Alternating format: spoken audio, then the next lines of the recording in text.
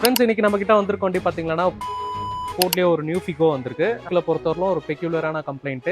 ஏசில வந்து பாத்தீங்கன்னா ஏசி வந்து ஒர்க் ஆகும், பட் ஆனா அதுக்கான மோட்ஸ் வந்து எதுவுமே ஒர்க் ஆகாது. Face mode, foot mode, windshield mode கொடுத்தாலும் எதுவுமே வந்து ரெஸ்பாண்ட் பண்ணாது. இதுக்கு வந்து ஒரு முக்கியமான கம்ப்ளைண்ட் வந்து HVAC யூனிட்ல வர கின்மேட்டிக் கியர். இந்த கின்மேட்டிக் கியரை பொறுத்தவரைக்கும் கம்ப்ளீட்டாவே ரொம்ப டைட்டா இருந்தது. இந்த மோட்டரால வந்து இதை ஆக்டிவேட்டே பண்ண முடியல. அதனால வந்து இப்ப என்ன மாத்த போறோம்னா கின்மேட்டிக் கியர் சேஞ்ச் பண்ணிருக்கு. கூடவே வந்து ஒரு HVACல வந்து ஆக்டிவேட்டர் அரேஞ்ச் பண்ணிருக்கோம். நிறைய வெஹிக்கிள்ல வந்து ஏசியோட கண்டென்சேஷன் வாட்டர் வந்து கேபின்குள்ள வருதுன்றது கம்ப்ளைண்ட்.